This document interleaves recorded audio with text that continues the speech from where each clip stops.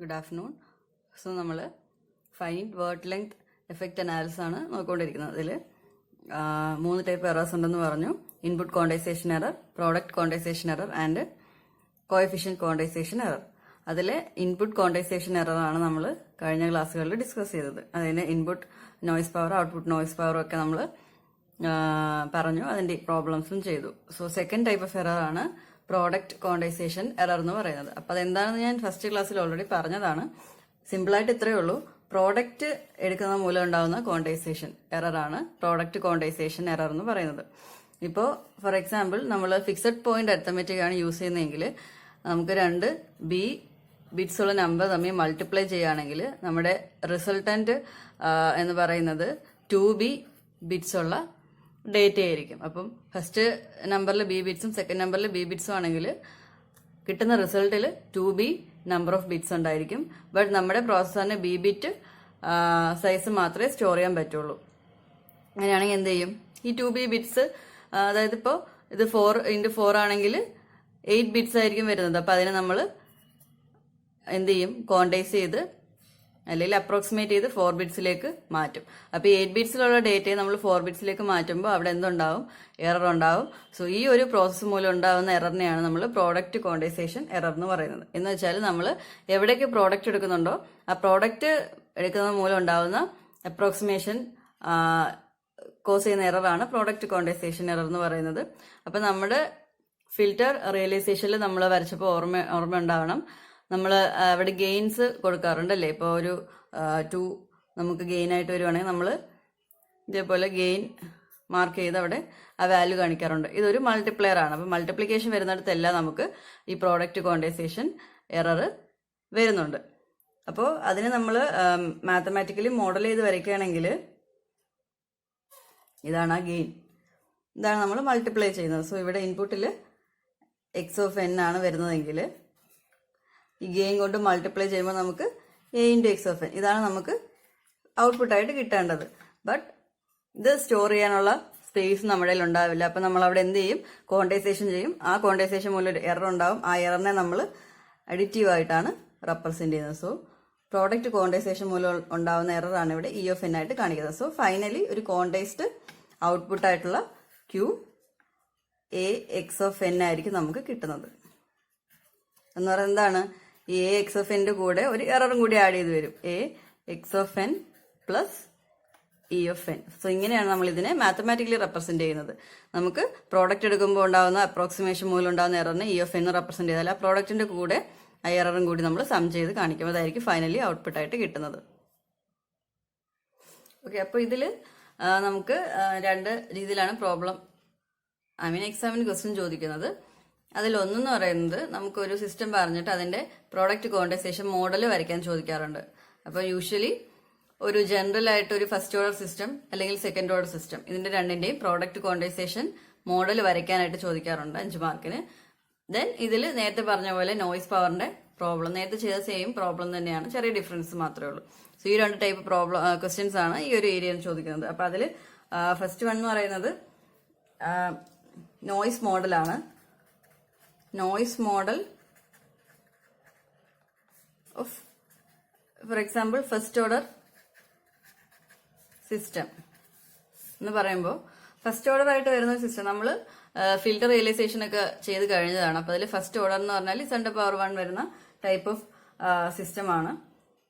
അപ്പൊ അതിനൊരു എക്സാമ്പിൾ വരയ്ക്കുക, എന്നിട്ട് അതിൽ ഈ ഒരു നോയ്സ് മോഡൽ വെച്ച് റെപ്രസെന്റ് ചെയ്യുക, അത്രയേ ഉള്ളൂ. അപ്പൊ അതിന്റെ എക്സാമ്പിൾ ഞാൻ വരയ്ക്കുകയാണെങ്കിൽ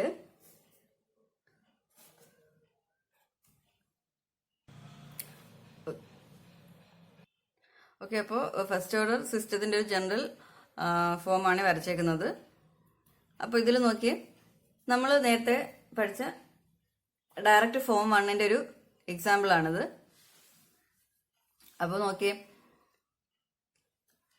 ഇവിടെ x(n) ഇൻപുട്ട് ഉണ്ട്, I(n) ഔട്ട്പുട്ട് ഉണ്ട്.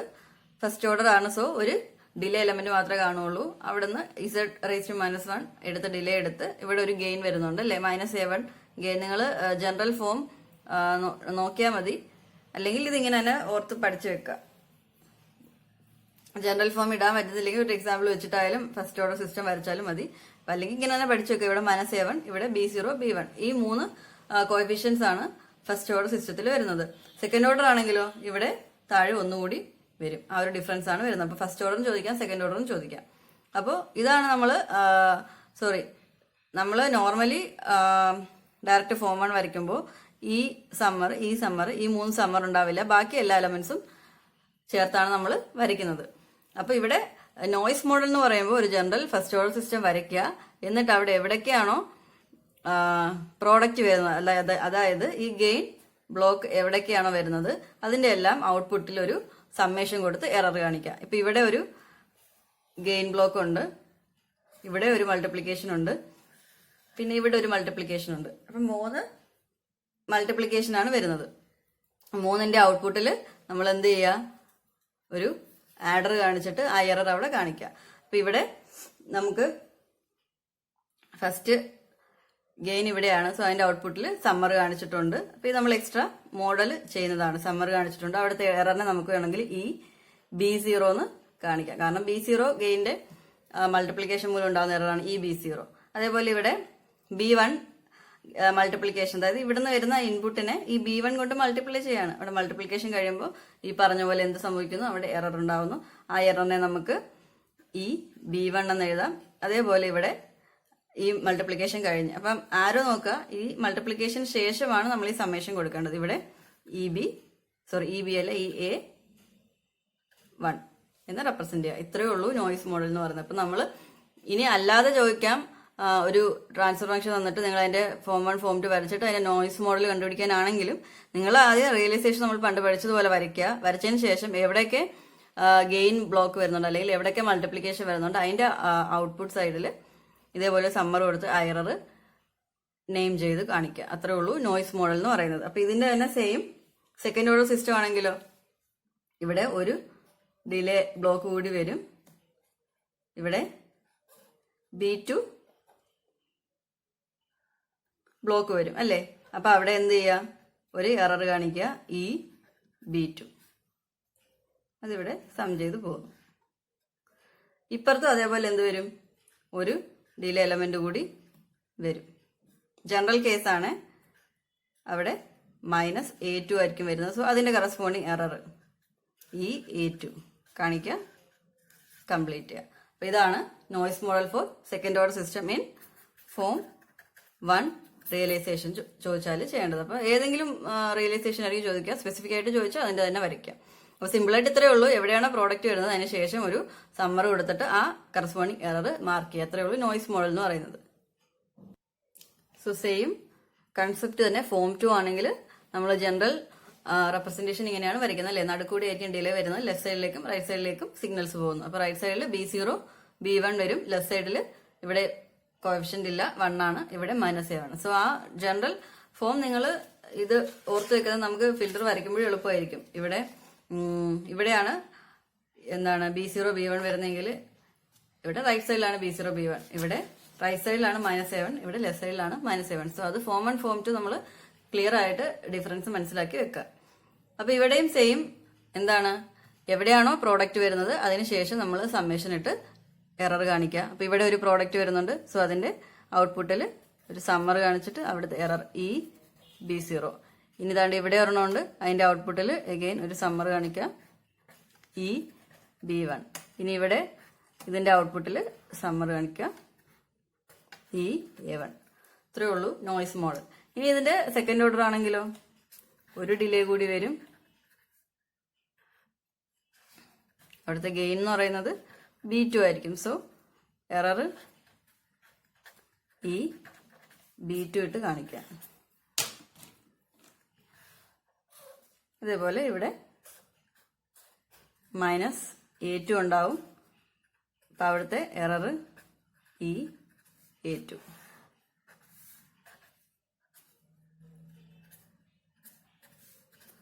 ഇത്രയേ ഉള്ളൂ നോയ്സ് മോഡൽ വരയ്ക്കാനായിട്ട്. ഇനി തേർഡ് ഓർഡർ ആണ് ചോദിക്കുന്നതെങ്കിൽ ഒന്നുകൂടി വരയ്ക്കുക, സെയിം റിപ്പീറ്റ് ചെയ്ത് പോവാം. അപ്പൊ എത്ര ഓർഡർ ചോദിച്ചാലും നമുക്ക് ജനറൽ ഫോം അറിയാമെങ്കിൽ അത് വെച്ചിട്ട് റിയലൈസ് ചെയ്യാം. പ്രോഡക്റ്റ് വരുന്നു, അതിന് ശേഷം നമ്മൾ എറർ ആഡ് ചെയ്ത് കാണിക്കുന്നു. അത്രയേ ഉള്ളൂ നോയ്സ് മോഡൽ വരയ്ക്കാനായിട്ട്. സോ നമുക്ക് നെക്സ്റ്റ് ഇതിലുള്ളത് output noise power due to product quantisation അല്ലെങ്കിൽ ഔട്ട്പുട്ട് നോയ്സ് വേരിയൻസ്. അപ്പൊ ഇതിൽ ഇൻപുട്ട് സൈഡിൽ നിന്ന് അങ്ങനെ നമുക്ക് പറയാനായിട്ടില്ല. നമ്മൾ നേരത്തെ അനലോഗ് ടു ഡിജിറ്റൽ കൺവേർഷൻ മൂലം ഉണ്ടാകുന്ന എറർ, അതായത് ഇൻപുട്ട് ക്വാണ്ടിസേഷൻ പറഞ്ഞ സമയത്ത് യൂസ് ചെയ്ത സെയിം ഇക്വേഷൻ തന്നെയാണ് ഇവിടെ യൂസ് ചെയ്യുന്നത്. ഇവിടെ വരുന്ന ഡിഫറൻസ് ഇത്രയേ ഉള്ളൂ. നമുക്ക് ഒരു എറർ അല്ല ഇവിടെ വരുന്നത്. ഇപ്പം നമുക്ക് 3 മൾട്ടിപ്ലിക്കേഷൻ നടക്കുന്നുണ്ടെങ്കിൽ അവിടെ 3 പ്രോഡക്റ്റ് ക്വാണ്ടിസേഷൻ എറർ വരുന്നുണ്ട്. അതേപോലെ 5 മൾട്ടിപ്ലിക്കേഷൻ ആണെങ്കിൽ 5 പ്രോഡക്റ്റ് ക്വാണ്ടിസേഷൻ എറർ വരുന്നുണ്ട്. അതുകൊണ്ട് ഇതിന്റെ എല്ലാ സമ്മേഷൻ ആയിരിക്കും നമ്മൾ എടുക്കേണ്ടത്. അപ്പൊ ഓരോ എററിനും ഓരോ പ്രോഡക്റ്റ് ക്വാണ്ടിസേഷൻ എററിനും കറസ്പോണ്ടിങ് ആയിട്ട് നമ്മൾ എന്ത് ചെയ്യുന്നു, അതിന്റെ കറസ്പോണ്ടിങ് ഔട്ട്പുട്ട് നോയ്സ് വേരിയൻസ്, ഇവിടെ ഔട്ട്പുട്ട് നോയ്സ് വേരിയൻസ് ആണ് നമ്മൾ മെയിൻ ആയിട്ട് കാൽക്കുലേറ്റ് ചെയ്യുന്നത്. ഇൻപുട്ട് വാല്യൂ ഇവിടെ തന്നെ ഇക്വേഷനിൽ ഓൾറെഡി വരുന്നുണ്ട്. നമ്മൾ നേരത്തെ ചെയ്ത സെയിം ഇക്വേഷൻ ആണ്. കാരണം ഇതിനെല്ലാം ഇക്വേഷൻ സെയിം വരാൻ കാരണം ഇവിടെ എല്ലാം ക്വാണ്ടിസേഷൻ എന്ന് പറയുമ്പോൾ അവിടെ ചെയ്യുന്ന പ്രോസസ്സ് റൗണ്ടിങ് ആണ്. അപ്പൊ റൗണ്ടിങ് ബേസ് ചെയ്തിട്ടാണ് നമ്മൾ ഇവിടെ എല്ലാം ക്വാണ്ടിസേഷൻ ചെയ്യുന്നത് കൊണ്ട് തന്നെ ഈക്വേഷൻ സെയിം ആണ്. പിന്നീട് അത് എങ്ങനെ നമ്മൾ സമ്മപ്പ് ചെയ്ത് എടുക്കും എന്നുള്ളതിൽ മാത്രമേ ഡിഫറൻസ് വരുന്നുള്ളൂ. അപ്പോൾ ഇവിടെ ഈ പറഞ്ഞ പോലെ ഇപ്പൊ 3 എറർ ഉണ്ടെങ്കിൽ 3 എററിനും ബേസ് ചെയ്തിട്ട് നമ്മൾ അതിന്റെ വേരിയൻസ് കാൽക്കുലേറ്റ് ചെയ്യുന്നു. എന്നിട്ട് അതിന്റെ സമ്മേഷൻ എടുക്കുമ്പോഴാണ് ടോട്ടൽ സിസ്റ്റത്തിലെ പ്രോഡക്റ്റ് ക്വാണ്ടിസേഷൻ മൂലമുള്ള എററിന്റെ വേരിയൻസ് അല്ലെങ്കിൽ എററിന്റെ പവർ എന്ന് പറയുന്ന സാധനം നമുക്ക് കാൽക്കുലേറ്റ് ചെയ്യാൻ പറ്റുന്നത്. അപ്പൊ അതിൽ ഓരോ എററിന്റെയും കറസ്പോണ്ടിങ് കണ്ടുപിടിക്കാന്ന് പറഞ്ഞാൽ ഓരോ എററിന്റെയും കറസ്പോണ്ടിങ് ട്രാൻസ്ഫർ ഫംഗ്ഷൻ ഉണ്ടാവും. അതുകൊണ്ടാണ് ഇവിടെ കെ വെച്ചിട്ട് കാണിച്ചേക്കുന്നത്. അപ്പം കേത്ത് എററിന്റെ വേരിയൻസ് ആണ് കണ്ടുപിടിക്കുന്നതെങ്കിൽ സിഗ്മ ഇ സ്ക്വയർ കെ എന്ന് പറയുന്നത് നമ്മൾ ഓൾറെഡി കണ്ടുപിടിക്കുന്ന വാല്യൂ, അതിൽ ചേഞ്ചസ് ഒന്നും വരുന്നില്ല, എല്ലാത്തിനും സെയിം ആയിരിക്കും. പിന്നെ ഈ ഒരു ട്രാൻസ്ഫർ ഫംഗ്ഷൻ ഇത് റെസിഡ്യൂ എടുക്കുന്ന നമ്മൾ പ്രീവിയസ് പ്രോബ്ലത്തിൽ ചെയ്ത സെയിം ഇക്വേഷൻ ആണ്. ബട്ട് ഇവിടെ യൂസ് ചെയ്യുന്ന എച്ച് ഓഫ് ഇസഡ് ഓരോ എററിന്റെയും കേസിൽ മാറി വരാം. കാരണം ആ എററിനെ അഫക്റ്റ് ചെയ്യുന്ന അല്ലെങ്കിൽ ആ എററിന് കറസ്പോണ്ടിങ് ആയിട്ടുള്ള ട്രാൻസ്ഫർ ഫംഗ്ഷൻ ആണ് നമ്മൾ സിസ്റ്റത്തിൽ നിന്ന് എടുക്കേണ്ടത്. അതിനെ നമ്മൾ നോയ്സ് ട്രാൻസ്ഫർ ഫംഗ്ഷൻ എന്ന് പറയും. ആ നോയ്സിന് കറസ്പോണ്ടിങ് ആയിട്ടുള്ള ട്രാൻസ്ഫർ ഫംഗ്ഷൻ. അപ്പം ഫസ്റ്റ് എററിന്റെ നോയ്സ് ട്രാൻസ്ഫർ ഫംഗ്ഷൻ ആയിരിക്കത്തില്ല, സെക്കൻഡിന്റേത് സെയിം ആവാം, സെയിം ആവാതിരിക്കാം. അപ്പൊ ആ ഒരു കേസിൽ നമ്മൾ ഓരോന്നിന്റെയും ട്രാൻസ്ഫർ ഫംഗ്ഷൻ ഇവിടെ ഓരോന്നായിരിക്കും വരുന്നത്.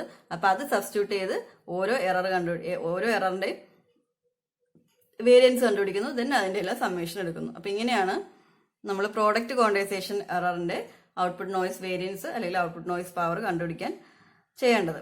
അപ്പൊ ഇതിൽ നിന്ന് ഒരു പ്രോബ്ലം ഷുവറായിട്ട് ചോദിക്കാറുണ്ട്. അപ്പം ടെക്സ്റ്റ് നമ്മുടെ രമേശ് ബാബു എന്ന് പറഞ്ഞ ടെക്സ്റ്റ് ഉണ്ട്, പിന്നെ നാഗൂർക്കയുടെ ടെക്സ്റ്റ് ഉണ്ട്. ഈ 2 ടെക്സ്റ്റിലെ പ്രോബ്ലംസ് ആണ് ഈ ഒരു മൊഡ്യൂളിൽ നിന്ന് റിപ്പീറ്റ് ചെയ്ത് ചോദിക്കുന്നത്. അപ്പൊ ആക്ച്വലി അതിന്റെ വാല്യൂസ് ഉൾപ്പെടെ സെയിം പ്രോബ്ലം ആണ് എക്സാമിന് ചോദിക്കുന്നത്. വേറെ ടെക്സ്റ്റിൽ ഈ പ്രോബ്ലം സോൾവ് അല്ലാത്തത് കൊണ്ടാണ് എനിക്കറിയില്ല. ഈ 2 ടെക്സ്റ്റിലേന്നും പ്രോബ്ലംസ് സെയിം വാല്യൂസ്, നമ്മൾ ചെയ്ത സെയിം വാല്യൂസിലുള്ള പ്രോബ്ലംസ് ആണ് യൂഷ്വലി ചോദിക്കുന്നത്. അപ്പൊ അതിലൊരു പ്രോബ്ലം നമുക്ക് ചെയ്യാം.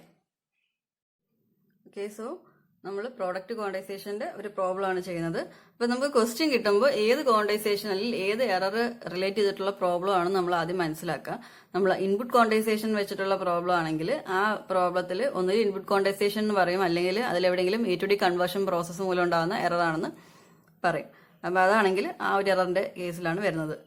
സെക്കൻഡ് ടൈപ്പിൽ നമുക്ക് പ്രോഡക്റ്റ് ക്വാണ്ടിസേഷൻ എന്ന് ക്വസ്റ്റ്യനിലൊന്നും പറയത്തൊന്നുമില്ല. അപ്പൊ ഈ ഒരു ക്വസ്റ്റ്യൻ നോക്കി, in the IIR system given, ഒരു സിസ്റ്റം തന്നിട്ടുണ്ട്, the products are rounded to 4 bits. അപ്പൊ റൗണ്ടിങ് അല്ലെങ്കിൽ ക്വാണ്ടിസേഷൻ നടക്കുന്നുണ്ട്. Find the output round off noise power in 2 form തന്നിട്ടുണ്ട്. അപ്പൊ ഇവിടെ നമ്മൾ പ്രോഡക്റ്റ് ക്വാണ്ടിസേഷൻ ആണെന്ന് അറിയണമെങ്കിൽ അതിനൊരു ഹിന്റ് തന്നിട്ടുണ്ട്, the products are rounded to 4 bits. അപ്പൊ ഇവിടെ പ്രോഡക്റ്റ് എടുക്കുന്നുണ്ട് എന്ന് പറഞ്ഞിട്ടുണ്ട്, എ ടു ഡിയുടെ കാര്യം പറഞ്ഞിട്ടില്ല. So products are rounded to 4 bits എന്ന് പറയുമ്പോൾ ഇവിടെ പ്രോഡക്റ്റ് ക്വാണ്ടിസേഷൻ ആണ് സംഭവിക്കുന്നത്. സോ അതിന്റെ എററിന്റെ കാര്യമാണ് ഇവിടെ പറയുന്നത്. Find the output round off noise power. അപ്പൊ output round off noise power എന്ന് പറയുമ്പോൾ ഈ ഒരു പ്രോഡക്റ്റ് ക്വാണ്ടിസേഷൻ ആണ് ഉദ്ദേശിക്കുന്നത് മനസ്സിലാക്കുക. അപ്പൊ ഡയറക്റ്റ് ഫോമിലും ചെയ്യണം, കാസ്കേഡ് ഫോമിലും ചെയ്യാനാണ് പറഞ്ഞേക്കുന്നത്. അപ്പൊ നമുക്ക് ഈ എച്ച് ഓഫ് ഇസഡിനെ ഡയറക്റ്റ് ഫോമിൽ റിയലൈസ് ചെയ്യാം, കാസ്കേഡ് ഫോമിൽ റിയലൈസ് ചെയ്യാം. എന്നിട്ട് അതിന്റെ corresponding round off noise power ആണ് കാൽക്കുലേറ്റ് ചെയ്യാനുള്ളത്. പിന്നെ എന്ത് തന്നിട്ടുണ്ട്, ഇവിടെ നമ്പർ ഓഫ് ബിറ്റ്സ് തന്നിട്ടുണ്ട്, 4 ബിറ്റ്സ് ആണ് including sign bits. B is equal to 4 എന്നും തന്നിട്ടുണ്ട്, ഇൻക്ലൂഡിംഗ് സൈൻ ബിറ്റ്സ് ടോട്ടൽ 4 ആണ് തന്നിട്ടുള്ളത്. അപ്പൊ ഇത് നമ്മൾ 2 രീതിയിൽ റിയലൈസ് ചെയ്തിട്ട് വേണം കണ്ടുപിടിക്കാനായിട്ട്. സോ ഫസ്റ്റ് നമുക്ക് എന്ത് കണ്ടുപിടിക്കാം, variance of noise source due to rounding, അതായത് സിഗ്മ ഇ സ്ക്വയർ കണ്ടുപിടിക്കാം. Variance of input noise sigma E square എന്ന് പറയുന്നത് നമ്മൾ നേരത്തെ ചെയ്ത പോലെ തന്നെ equation. So sigma E square is equal to Q square by 12 ആണ് ഇക്വേഷൻ. അതിൽ Q is equal to step size അല്ല, റേഞ്ച് ഡിവൈഡഡ് ബൈ 2 ആണ്. റേഞ്ച് ഇവിടെ സ്പെസിഫിക് ആയിട്ട് തന്നിട്ടില്ലെങ്കിൽ നമ്മൾ -1 to +1 എടുക്കും. സോ ഇവിടെ 2 വരും, 2/2 ഓക്കെ. അത് ഇവിടെ സബ്സ്റ്റിറ്റ്യൂട്ട് ചെയ്യുമ്പോൾ 1/8 കിട്ടും അല്ലേ. So 1/8 square by 12 that is 1/64 into 12. കിട്ടുന്ന വാല്യൂ 1.3021 into 10⁻⁻3. ഇതാണ് നമുക്ക് ഇൻപുട്ട് നോയ്സിന്റെ വേരിയൻസ് ആയിട്ട് കിട്ടുന്നത്. ഓക്കെ. സോ നമ്മൾ ഡയറക്റ്റ് ഫോം റിയലൈസേഷനിലും ചെയ്യണം, കാസ്കേഡ് റിയലൈസേഷനിലും ചെയ്യണം. സോ ഫസ്റ്റ് കേസ് എടുത്തു ഡയറക്റ്റ് ഫോം റിയലൈസേഷൻ. അപ്പൊ HOFZ ക്വസ്റ്റ്യൻ തന്നിട്ടുണ്ട്. അത് ഡയറക്റ്റ് ഫോം റിയലൈസേഷൻ ചെയ്യാനായിട്ട് എന്താ ചെയ്യുന്നത്, നമ്മൾ IFN is equal to എന്ന് പറഞ്ഞ് എഴുതണം. അപ്പൊ ആദ്യം HOFZ നമ്മൾ ഇതേപോലെ സിംപ്ലിഫൈ ചെയ്യുക. Then HOFZ is equal to YZ by XZ എന്ന് എഴുതുന്നു. ഇതിങ്ങനെ എഴുതുന്നു. ഇതെന്ത് ചെയ്യുന്നു, മൾട്ടിപ്ലൈ ചെയ്ത് ഇൻവേഴ്സ് എടുക്കുന്നു. അങ്ങനെ നമുക്ക് YFN is equal to sum of XFN and YFN ടേംസിൽ കിട്ടും. അപ്പൊ അങ്ങനെ എഴുതിയിട്ട് ഡയറക്റ്റ് ഫോം 1 റിയലൈസ് ചെയ്യുക. ഞാനത് ചെയ്യുന്നില്ല, ഡയറക്റ്റ് വരയ്ക്കാണ്, കാരണം ഈ പ്രോബ്ലം കുറച്ച് ലെങ്തിയാണ്. ഓക്കെ. സോ നമുക്ക് കിട്ടിയ HOFZന്ന് ഇൻവേഴ്സ് എടുത്ത് ഡയറക്റ്റ് ഫോം 1 വരച്ചേക്കുന്നതാണ്. അപ്പൊ ഇത്രയേ ഉള്ളൂ. ഡയറക്റ്റ് ഫോം 1 വരയ്ക്കുമ്പോൾ നമുക്ക് കിട്ടുന്നത് YFN is equal to ഈ ഒരു YFN-1 into this term plus YFN-2 into this term plus XFN. അതാണ് നമുക്ക് ആ ഇക്വേഷൻ ആയിട്ട് കിട്ടുന്നത്. അപ്പൊ അതിൽ നമുക്ക് എത്ര പ്രോഡക്ട്സ് ആണ് വരുന്നത്, 2 പ്രോഡക്ട്സ് ആണ് വരുന്നത്. സോ രണ്ടിടത്തും അതിന്റെ ഔട്ട്പുട്ടിൽ ഓരോ ഓരോ എറർ ആഡ് ചെയ്ത് കാണിച്ചിട്ടുണ്ട്. ഇതാണ് നോയ്സ് മോഡൽ. അപ്പൊ നോയ്സ് മോഡൽ വരച്ചിട്ടാണ് നമ്മൾ ഈ ഒരു പ്രോബ്ലം കണ്ടിന്യൂ ചെയ്യേണ്ടത്. അപ്പൊ നമുക്ക് ഇവിടെ എത്ര എറേഴ്സ് ഉണ്ട്, ഈ 1 of n ഉണ്ട്, ഈ 2 of n ഉണ്ട്. അപ്പൊ നമ്മൾ ആദ്യം ഇതിന് കറസ്പോണ്ടിങ് ആയിട്ടുള്ള ഔട്ട്പുട്ട് നോയ്സ് പവർ സിഗ്മ ഈ 0 സ്ക്വയർ കണ്ടുപിടിക്കണം. 0 അല്ലത് സോറി, ഔട്ട്പുട്ട് എന്നുള്ളതിന്റെ മീനിങ്ങിലാണ് ഈ O കൊടുത്തേക്കുന്നത്. അതേപോലെ സിഗ്മ EO2 രണ്ട് എററിന്റെയും നോയ്സ് പവർ കണ്ടുപിടിക്കണം. ഇത് തമ്മിൽ എന്ത് ചെയ്യുക, സം ചെയ്യുക. അതായിരിക്കും ടോട്ടൽ നോയ്സ് പവർ. അപ്പൊ നമുക്ക് ആദ്യം ഈ 1 of n ഉണ്ട്, ഈ 2 of n ഉണ്ട്. രണ്ടിന്റെയും കറസ്പോണ്ടിങ് ഉള്ള ട്രാൻസ്ഫർ ഫംഗ്ഷൻ ആണ് കണ്ടുപിടിക്കേണ്ടത്. അതിനെ നമ്മൾ NTF അല്ലെങ്കിൽ നോയ്സ് ട്രാൻസ്ഫർ ഫംഗ്ഷൻ എന്ന് പറയുന്നത്. എന്ന് വെച്ചാൽ ഇത്രയേ ഉള്ളൂ. ഈ നോയ്സ് എവിടെയാണോ വരുന്നത് അവിടെ തൊട്ട് ഫൈനൽ ഔട്ട്പുട്ട് വരെയുള്ള ട്രാൻസ്ഫർ ഫംഗ്ഷൻ എടുക്കുക. ഈ 1 of n എന്ന് പറയുന്നതാണ് ഈ ഒരു പോയിന്റിലാണ് വരുന്നത്. ഇത് ഇവിടെ സമ്മേഷൻ കാണിച്ചാലും ഇവിടെ കാണിച്ചാലും ഇതിവിടെ കാണിച്ചാലും എല്ലാം ഒരേ എഫക്റ്റ് ആണ്. നമുക്ക് വേണമെങ്കിൽ ഈ എററിനെ ഇവിടുന്ന് മാറ്റിയിട്ട് ഇതിന് ഇങ്ങോട്ട് കൊണ്ടുവന്ന് ഇവിടെ ഈ 1 of n എന്ന് കാണിക്കാം. രണ്ടും സെയിം എഫക്റ്റ് തന്നെയാണ്. അല്ലെങ്കിൽ നമുക്ക് ഇവിടെയുള്ള ഈ എററിനെ ഇങ്ങോട്ട് കൊണ്ടുവന്ന് ഇവിടെ E2 of n എന്ന് കാണിക്കാം. കാരണം ഇതിന്റെ ഇടയ്ക്ക് വേറെ എലമെന്റ്സ് ഒന്നും ഇല്ല, ജസ്റ്റ് സമ്മേഷൻ ആണ്. അപ്പൊ ഇവിടെ വെച്ച് സം ചെയ്താലും ഇവിടെ കൊണ്ടുവന്ന് സം ചെയ്താലും ഒരേ എഫക്റ്റ് തന്നെയാണ്. അപ്പൊ നമുക്ക് ഈ 2 എററിനെയും ഇൻപുട്ട് സൈഡിൽ തന്നെ കാണിക്കാം. അപ്പൊ ഈ എറർ വരുന്നത് ഇൻപുട്ട് സൈഡിലാണ്, X of n കൂടെ തന്നെയാണ് വരുന്നത്. അപ്പം ഹോൾ ട്രാൻസ്ഫർ ഫംഗ്ഷൻ നമ്മൾ ഇതിനെ നോയ്സ് ട്രാൻസ്ഫർ ഫംഗ്ഷൻ ആയിട്ട് എടുക്കുക. അപ്പൊ അടുത്ത കേസ് വരുമ്പോഴാണ് ഇതിന്റെ ഡിഫറൻസ് നിങ്ങൾക്ക് മനസ്സിലാവുന്നത്. അപ്പൊ ഈ കേസിൽ ഈ നമ്മൾ ഫസ്റ്റ് എററിന്റെ സെക്കൻഡ് എററിന്റെ നോയ്സ് ട്രാൻസ്ഫർ ഫംഗ്ഷൻ സെയിം ആണ്. So NTF of E 1 of n, error 1ന്റെ നോയ്സ് ട്രാൻസ്ഫർ ഫംഗ്ഷൻ എന്ന് പറയുന്നത് നമ്മുടെ actual system transfer function HOFZ ആണ്. NTF of E 2 of n എന്ന് പറയുന്നതും സെയിം HOFZ, അതായത് ക്വസ്റ്റ്യൻ തന്നിട്ടുള്ള HOFZ ആണ്. അപ്പൊ ആ HOFZ എടുത്ത് നമ്മൾ പ്രീവിയസ് പ്രോബ്ലത്തിൽ ചെയ്ത പോലെ എന്ത് കണ്ടുപിടിക്കുക, സിഗ്മ, അവിടെ സിഗ്മ എപ്സിലോൺ സ്ക്വയർ കണ്ടുപിടിച്ച പോലെ ഇവിടെ ഈ ടേം കണ്ടുപിടിക്കുക. അപ്പോൾ ഒരെണ്ണം കണ്ടുപിടിച്ചാൽ മതി, രണ്ടാമത്തതും സെയിം തന്നെയാണ്. അപ്പൊ 2 times എടുക്കുക, അല്ലെങ്കിൽ അത് തമ്മിൽ ആഡ് ചെയ്യുക. ഇവിടെ രണ്ടും HOFZും സെയിം ആയതുകൊണ്ട് സെപ്പറേറ്റ് കണ്ടുപിടിക്കേണ്ട, ഒറ്റ തവണ കണ്ടുപിടിക്കുക, 2 times എടുക്കുക. ഇതായിരിക്കും final variance of the output noise എന്ന് പറയുന്നത്. അപ്പൊ ഇത് എക്സാമിന് ടൈം നോക്കിയായിരിക്കും വരുന്നത്. ചിലപ്പോൾ രണ്ടും കൂടെ ചോദിക്കുക, ചിലപ്പോൾ ഏതെങ്കിലും ഒന്നേ ചോദിക്കാറുള്ളൂ. അത് ക്വസ്റ്റ്യന്റെ ഡിഫിക്കൽട്ടി ലെവൽ അനുസരിച്ചിരിക്കും. ഓക്കെ. സോ നമ്മൾ ഫസ്റ്റ് എററിന്റെ എറർ മൂലം ഉണ്ടാകുന്ന ഔട്ട്പുട്ട് നോയ്സ് പവറിന്റെ ഇക്വേഷൻ എഴുതി. Sigma E O 1 square is equal to sigma E square നമ്മൾ ഓൾറെഡി കാൽക്കുലേറ്റ് ചെയ്തിട്ടുണ്ട് into residue of this transfer function. അപ്പോൾ അതിൽ H1 of Z H1 H2 എന്ന് പറയാൻ കാരണം ഈ വണ്ണിൻ്റെത് H1 എന്നും നമ്മൾ ഈ ടുവിൻ്റെത് H2 എന്നും പറയുന്നു. ഇവിടെ രണ്ടും സെയിം ആണ്, അതിൽ കൺഫ്യൂഷൻ വേണ്ട. ഇനി നമുക്ക് H1 Z into H1 Z inverse into Z raise to -1 calculate ചെയ്യാം. ഇത് ടേംസ് കൂടുതലായിട്ട് വരുന്നുണ്ട്, അപ്പോൾ അതിനനുസരിച്ച് ടൈം എടുക്കും. എച്ച് ഓഫ് ഇസഡ് എന്ന് പറയുന്നത് ഇവിടെ എന്താണ് 1/1 minus 0.35 Z raise to -1 into 1 minus 0.62 Z raise to -1. ഇതാണ് നമ്മുടെ ക്വസ്റ്റ്യൻ. അപ്പൊ ഇതാണ് H1 ഓഫ് ഇസഡ്. ഇനി അതിൻ്റെ ഇൻവേഴ്സ് കൊടുക്കുക. സോ 1/1 മൈനസ് 0.35 ഇസഡ് വരും. ഈ Z raise to -1 the whole raise to -1. അപ്പോൾ ഇസഡ് വരും ഇൻറ്റു 1 മൈനസ് 0.62 ഇസഡ് വരും ഇൻറ്റു ഒരു ഇസഡ് റേസ് ടു -1. ഇതാണ് ഈ ടേം എന്ന് പറയുന്നത്. ഇനി ഇതിന്റെ റെസിഡ്യൂസ് ആണ് കാൽക്കുലേറ്റ് ചെയ്യാനുള്ളത്. ഓക്കെ, സോ നമ്മൾ ആ ഒരു ടേം ആ പ്രോഡക്റ്റ് ടേം കണ്ടുപിടിക്കുക. അപ്പം എച്ച് ഓഫ് ഇസഡ് എഴുതി, ഇസഡ് ഇൻവേഴ്സ് എഴുതി, ഇൻറ്റു ഇസഡ് റേസ് ടു -1 എഴുതി. പിന്നെ നമ്മൾ നേരത്തെ ചെയ്ത പോലെ തന്നെ അതിനെ സോൾവ് ചെയ്ത് പോൾസ് കണ്ടുപിടിക്കുക. Z minus A into Z minus B ഡിനോമിനേറ്ററിൽ വരുന്ന ഫോമിലേക്ക് മാറ്റുന്നു. ഇവിടെ ഇസഡ് എന്താണ് ഇസഡിന്റെ പവർ മാറ്റുന്നു, ഇവിടെ കോഎഫിഷ്യന്റ് പുറത്തെടുക്കുന്നു. അങ്ങനെ Z minus A into Z minus B എന്ന് പറയുന്ന ഫോമിലേക്ക് മാറ്റുക.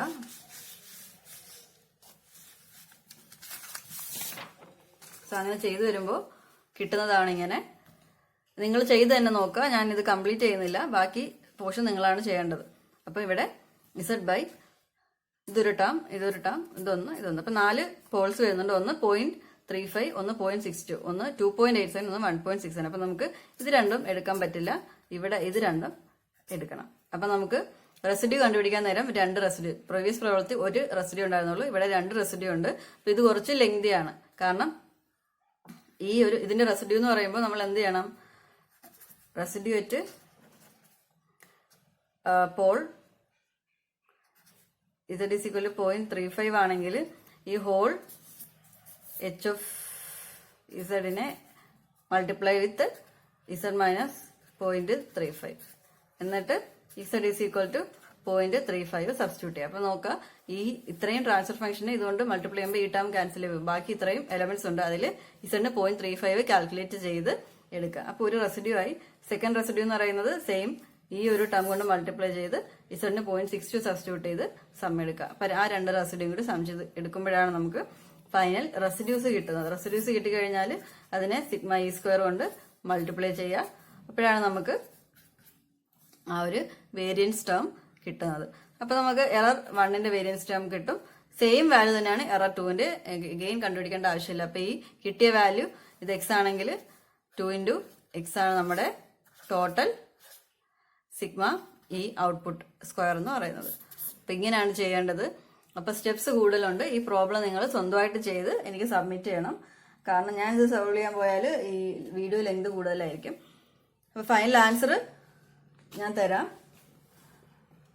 ഫൈനൽ ആൻസർ എന്ന് പറയുമ്പോൾ സിഗ്മ E01 സ്ക്വയർ, അതായത് ഫസ്റ്റ് എററിന്റെ കണ്ടുപിടിക്കുമ്പോൾ കിട്ടുന്നത് 3.7465 ഇൻറ്റു 10⁻³ ആണ്. അപ്പൊ ഇൻറ്റു 2 എടുക്കുക, അതായിരിക്കും ഫൈനൽ ആൻസർ എന്ന് പറയുന്നത്. അപ്പൊ ഈ ഒരു വാല്യൂ ആൻസർ ചെയ്ത് നോക്കി വെരിഫൈ ചെയ്ത് എനിക്ക് സബ്മിറ്റ് ചെയ്യാം. ഓക്കെ, സോ സെയിം പ്രോബ്ലം തന്നെ കാസ്കേഡ് റിയലൈസേഷൻ ചെയ്യുമ്പോൾ വരുന്ന ഡിഫറൻസ് എന്താണെന്ന് പറയാം. അതിന്റെ കാൽക്കുലേഷൻ അത് നിങ്ങൾ സോൾവ് ചെയ്യണം. അപ്പോൾ കാസ്കേഡ് റിയലൈസേഷൻ വരുമ്പോൾ ഇവിടെ നമുക്ക് പ്രോഡക്റ്റ് ആയിട്ട് തന്നെയാണ് ഡിനോമിനേറ്റർ കിടക്കുന്നത്. അപ്പം അങ്ങനെ തന്നെ ഇട്ടിട്ട് അതിനെ സ്പ്ലിറ്റ് ചെയ്യുക. H1Z എന്ന് പറയുന്നത് 1/, ഫസ്റ്റ് ടേം, H2Z എന്ന് പറയുന്നത് 1/, സെക്കൻഡ് ടേം. സോ ഇതിനെ കാസ്കേഡ് റിയലൈസ് ചെയ്യുന്നത് എങ്ങനെയാണ്? ഫസ്റ്റ് 1 എടുക്കുന്നു, നമ്മളതിന് ഫോം 1 വരയ്ക്കുന്നു, സെക്കൻഡ് 1 എടുക്കുന്നു, ഫോം 1 ഓർ ഫോം 2 അത് വരയ്ക്കുന്നു. ഓക്കെ, സോ എന്നിട്ട് ഓരോന്നിലെ എറർ നോക്കിയിട്ട് അവിടെ ഓരോന്നിലെയും പ്രോഡക്റ്റ് നോക്കിയിട്ട് അവിടെ എറർ കൊടുക്കുക. ഇവിടെ ഒരു ഫസ്റ്റ് H1 ഓഫ് ഇസഡിൽ ഒരെണ്ണേ ഉള്ളൂ, സോ അതിന്റെ കറസ്പോണ്ടിങ് എറർ അവിടെ കൊടുത്തു. സെക്കൻഡ് H2 ഇസഡിൽ ഒരെണ്ണം ഉണ്ട്, അതിന്റെ എറർ കറസ്പോണ്ടിങ് ആയിട്ട് കൊടുത്തു. ഇനി ഇവിടെ നമ്മൾ എന്ത് ചെയ്യുക, ഇവിടെ 2 എറർ ഉണ്ട്. നേരത്തെ പറഞ്ഞ പോലെ E1 ഓഫ് n ഉണ്ട്, E2 ഓഫ് n ഉണ്ട്.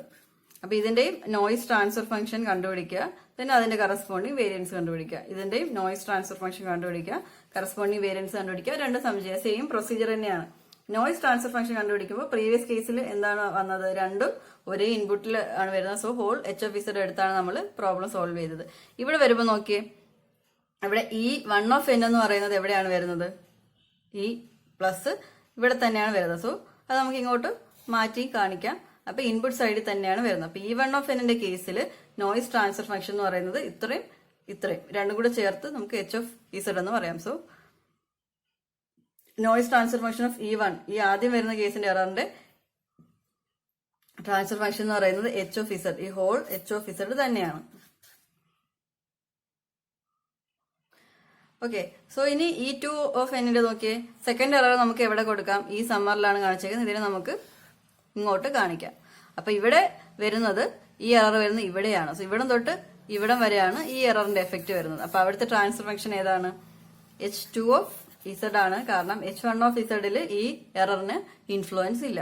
അപ്പൊ നമുക്ക് H1 ഓഫ് ഇസഡ് ഒഴിവാക്കിയിട്ട് H2 ഓഫ് ഇസഡ് മാത്രം എടുത്താൽ മതി. അപ്പൊ ഇവിടുത്തെ എറർ 2ന്റെ നോയിസ് ട്രാൻസ്ഫർ ഫംഗ്ഷൻ എന്ന് പറയുന്നത് H2 ഓഫ് ഇസഡ് ആണ്.